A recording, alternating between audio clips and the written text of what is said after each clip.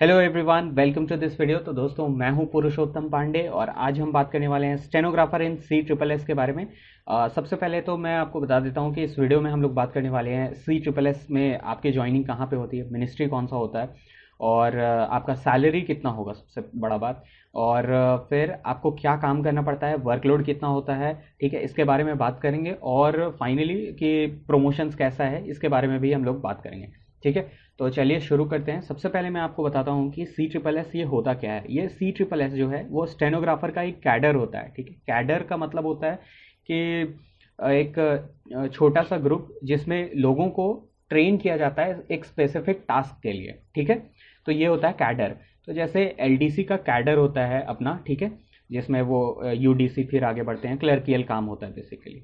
और अगर यूपीएससी में देखें तो उसमें भी अलग अलग कैडर होता है, जैसे कि आईपीएस का कैडर होता है जिसमें फिर वो पुलिस डिपार्टमेंट में काम करते हैं। आईएएस का कैडर होता है और आईआरएस का कैडर होता है जिसमें वो इनकम टैक्स डिपार्टमेंट में काम करते हैं। तो इसी तरह से ये स्टेनोग्राफर्स का एक कैडर है और इसमें आपसे इस कैडर में जब आपका सिलेक्शन हो जाता है तो आपसे स्टेनोग्राफर का जो काम होता है वो अलग अलग मिनिस्ट्री इसमें करवाया जाता है। ठीक है, तो इसका जो सी ट्रिपल एस जो कैडर है वो आता है डीओपीटी के अंदर। ठीक है, डीओपीटी इसका गवर्निंग बॉडी है। ठीक है, तो डीओपीटी के अंदर जितने भी मिनिस्ट्री हैं, ठीक है, सेंट्रल गवर्नमेंट की बहुत सारी मिनिस्ट्रीज हैं। तो जिस मिनिस्ट्री में, जैसे कि टेक्सटाइल मिनिस्ट्री है, जैसे कि इलेक्शन कमीशन है और भी होम मिनिस्ट्री है, ठीक है, तो इस तरह से बहुत सारे मिनिस्ट्रीज हैं। यूपीएससी भी डीओपीटी के अंदर आता है। तो अलग अलग मिनिस्ट्री और अलग अलग कमीशन है जहाँ पे स्टेनोग्राफर्स का जब जरूरत पड़ता है तो डीओपीटी भेजती हैं सर्विस के लिए। ठीक है, तो ये होता है सी ट्रिपल एस। ठीक है, अब आगे चलिए हम बात करते हैं कि यहाँ पे काम क्या करना पड़ता है। तो देखिए, सबसे पहले तो यहाँ पे सी ट्रिपल एस में ज्वाइनिंग के लिए इसका जो कट ऑफ होता है वो काफ़ी हाई जाता है। जब डी आपका ग्रुप डी में सिलेक्शन होता है, ठीक है, ये ग्रुप डी के अंदर आता है सी ट्रिपल एस। तो ग्रुप डी का ये one of the most preferable department है, आप कह लीजिए, जो स्टूडेंट्स प्रेफरेंस में डालते हैं। ठीक है, तो इसके लिए आपको अच्छे से तैयारी करना पड़ेगा और एग्ज़ाम के लिए भी लगभग 60 डेज बाकी हैं। तो आई होप आप अच्छे से प्रैक्टिस कर रहे होंगे, मॉक टेस्ट लगा रहे होंगे, रिवीजन कर रहे होंगे, एनालाइज कर रहे होंगे मॉक टेस्ट को। मॉक टेस्ट बहुत ज़्यादा ज़रूरी होता है सिलेक्शन के लिए। बिना मॉक टेस्ट के लगभग लगभग इम्पॉसिबल है एग्ज़ाम निकालना, क्योंकि मॉक टेस्ट आपको रियल लाइफ सिनेरियो फेस करवाता है कि एग्ज़ाम में आप क्या देखोगे, कैसे टाइम मैनेजमेंट करना है, कैसे प्रॉब्लम्स को जो नहीं बन रहे उनको हैंडल करना है। तो मॉक टेस्ट ज़रूर लगाइए। और आप मॉक टेस्ट अगर आपको नहीं पता है कि कहाँ से लगाना है तो आप हमारा भी मॉक टेस्ट ले सकते हैं, आपको लिंक डिस्क्रिप्शन में मिल जाएगा और कमेंट में भी मैं पिन कर दूंगा। तो मॉक टेस्ट यहाँ पे जो हम दे रहे हैं उसमें हमने हर एक क्वेश्चन जो मॉक में हमने डाला है, आपको 10 मॉक्स मिलेंगे। ठीक है, हर एक पेपर में हमने क्वेश्चंस प्रिसाइजली सिलेक्ट करके डाला है ताकि जो एग्जाम का पैटर्न है उससे क्वेश्चंस का जो पैटर्न है वो एग्जैक्टली मैच करे। और प्राइस जो है वो हमने रखा है 59 रुपीज़, ताकि हर एक स्टूडेंट प्रैक्टिस कर सके, मॉक लगा सके। आगे बढ़ते हैं और अब हम वापस आते हैं अपने वीडियो पर। तो सबसे पहले मैं आपको बता देता हूँ कि जॉब प्रोफाइल क्या होता है, यहाँ पे क्या आपको काम करना पड़ता है। तो डीओपीटी के अंदर जो मिनिस्ट्रीज़ हैं उसमें से डिफेंस हटा लीजिए, आप रेलवे हटा लीजिए और आप हटा लीजिए एमईए। तो ये सब के अलावा जितने भी मिनिस्ट्रीज़ हैं उसमें आपको भेजा जाता है काम के लिए जब स्टेनोग्राफर्स की ज़रूरत पड़ता है। ठीक है, तो यहाँ पे देखिए, आपको काम करना पड़ता है कि बेसिकली जो हर डिपार्टमेंट में स्टेनोग्राफर्स को करना पड़ता है टेकिंग डिक्टेशंस। जो ऑफिसर्स प्रेस कॉन्फ्रेंस में बोलेंगे या फिर किसी मीटिंग में जो बोलेंगे उसका डिक्टेशन लेना पड़ता है। ठीक है, और फिर उसे टाइप करके रिकॉर्ड तैयार करना पड़ता है। हैंडलिंग विजिटर, तो आप ऑफिसर के जो हैं वो पीए होते हैं या फिर प्राइवेट सेक्रेटरी होते हैं। तो आपको यहाँ पे जो ऑफिसर्स मिलने आएंगे, आपके जो ऑफिसर जिनके साथ आपको अटैच किया जाता है, ठीक है, तो आपको संभालना पड़ेगा विजिटर्स को, आपको सबको टाइम देना पड़ेगा कि हाँ अभी ऑफिसर जो हैं वो अभी बिजी हैं या फिर अभी अवेलेबल हैं, उसके हिसाब से आपको विजिटर्स को हैंडल करना पड़ेगा।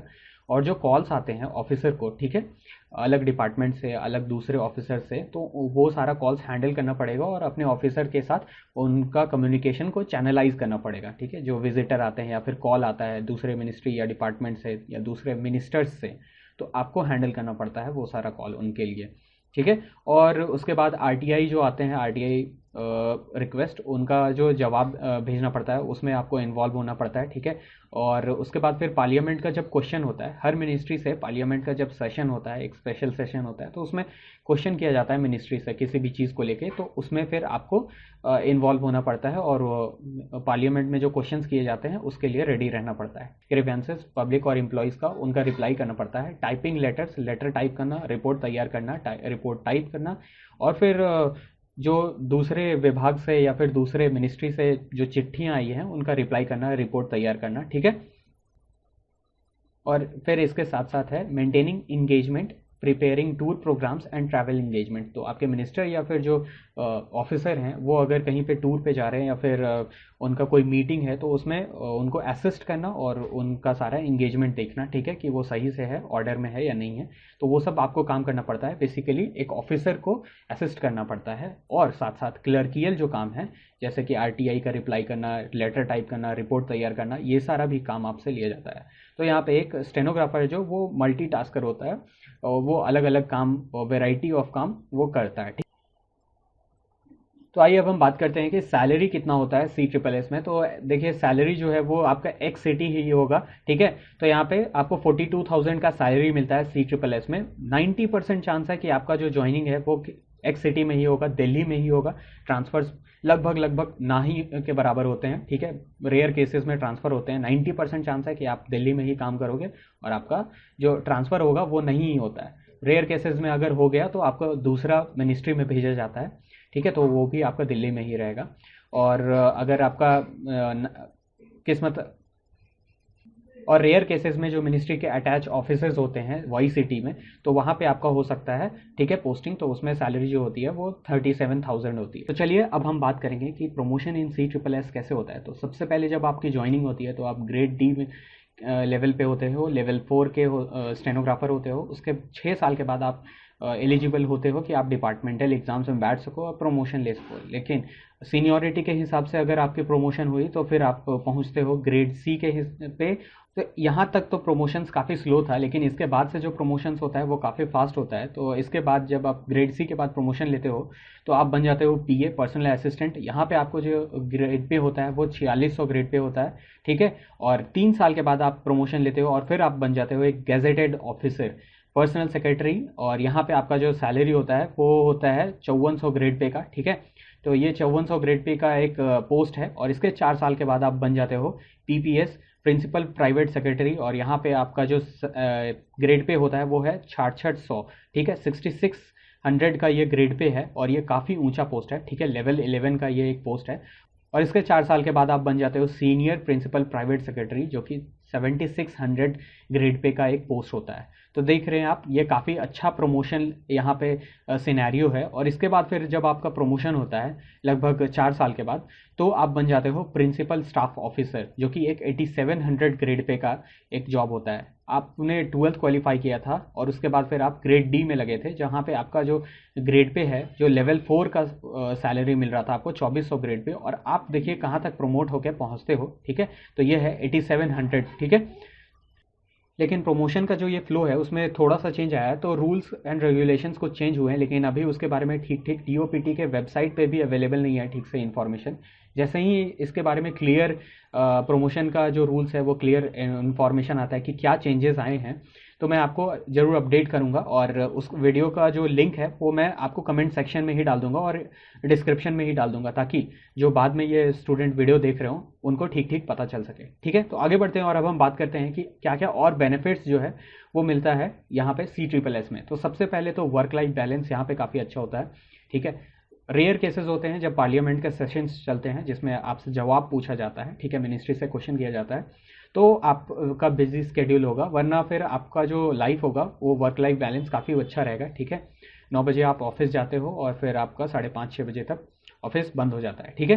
तो आप घर वापस आते हो, तो एक वर्क लाइफ बैलेंस काफ़ी अच्छा होता है यहाँ पे। और तीसरा है यहाँ पे कि यहाँ पे नो ट्रांसफ़र होता है, ठीक है। लगभग 90% चांसेस में आपका ट्रांसफ़र नहीं ही होगा, और अगर होगा तो मिनिस्ट्री में से एक, आप होम मिनिस्ट्री में हो तो आप टेक्सटाइल मिनिस्ट्री में चले जाओगे या फिर कोई और मिनिस्ट्री में चले जाओगे, ठीक है। तो इस तरह से मिनिस्ट्री में ट्रांसफ़र होता है, लेकिन आपका जो एरिया ट्रांसफ़र है वो नहीं होता है लगभग, ठीक है। 90% 95% चांसेस में नहीं होता है आपका ट्रांसफ़र। और पांचवा जो मैं बेनिफिट बताने वाला हूँ वो फीमेल्स के लिए काफ़ी कंसर्न इशू होता है कि ऑफिस कैसा होता है, कहाँ पे होता है, पहुँचना, ट्रैवलिंग का क्या सीन है। ठीक है, तो ये जो ऑफिस होता है वो आपका राज्य पथ में होता है, जो कि आप कर्तव्य पथ है। ठीक है, तो आपका राजपथ में ऑफिस होता है और इंडिया का one of the best government office होता है। तो यहाँ पे आपको जो ऑफिस स्टाफ हैं वो भी काफ़ी अच्छे रहते हैं। ठीक है, और दूसरा कि यहाँ पे ट्रैवलिंग का भी बहुत ज़्यादा सॉर्टेड होता है, मेट्रो जो है सामने होता है। ठीक है, और दूसरे जो ट्रैवलिंग मीन्स हैं, ठीक है, वो काफ़ी सही से अवेलेबल होते हैं। तो फीमेल कैंडिडेट के लिए काफ़ी अच्छा डिपार्टमेंट हो सकता है ज्वाइनिंग के लिए। और छठा जो मैं बेनिफिट बताऊंगा वो है कि आप इंडिया के one of the top bureaucrats होते हैं, additional secretary of some ministries. ठीक है, तो उनके साथ आप काम करते हो, उनके आप पर्सनल सेक्रेटरी होते हो। ठीक है, उनको आप असिस्ट करते हो ऑफिस के कामों में। ठीक है, तो वहाँ पे आप जो सीखोगे, ठीक है, उतने बड़े बड़े ऑफिसर्स के साथ, और आपका जो नेटवर्क बनेगा, ठीक है, इनडायरेक्टली जो आपका नेटवर्क बनता है, क्योंकि आप होम मिनिस्ट्री में काम करते हो, तो ठीक है, आप वहाँ पे जो सेक्रेटरी ऑफ होम मिनिस्टर है, ठीक है, deputy secretary of home minister है, उन लोगों के साथ काम कर रहे होते हैं। तो जो इनडायरेक्टली उनके साथ जो कम्युनिकेट करने आएंगे, जब आप चैनलाइज करोगे, तो इनडायरेक्ट आपके जो रिलेशंस हैं वो काफ़ी बड़े बड़े लोगों के साथ बनेगा। तो एक सोसाइटी और ऑफिस में आपका रिस्पेक्ट भी काफ़ी ज़्यादा होता है, क्योंकि आप बड़े बड़े ऑफिसर्स के साथ आपका रिलेशंस है। तो सोसाइटी में भी काफ़ी रिस्पेक्ट मिलता है कि आप होम मिनिस्ट्री में काम कर रहे हो, और प्राइड भी होता है कि मैं होम मिनिस्ट्री में काम कर रहा हूँ। तो आज के लिए इस वीडियो में इतना ही। अगर आपके लिए ये वीडियो हेल्पफुल रहा हो तो प्लीज़ लाइक दिस वीडियो। आपके लाइक करने से ये वीडियो और लोगों तक पहुँचता है और हमें ग्रो करने में मदद मिलती है। ठीक है, और अगर आप एसएससी स्टेनोग्राफर के लिए सीरियस हो तो मॉक टेस्ट लगाओ, अच्छे से तैयारी करो, 60 दिन बचा हुआ है एग्जाम के लिए। इसी तरह की इन्फॉर्मेटिव वीडियोस हम एग्जाम क्लस्टर पे आपके लिए लाते रहते हैं। तो अगर आप कोई इंपॉर्टेंट नोटिस नहीं मिस करना चाहते तो अभी सब्सक्राइब कीजिए एग्जाम क्लस्टर। और thank you for watching this video. मैं हूँ पुरुषोत्तम पांडे। जय हिंद।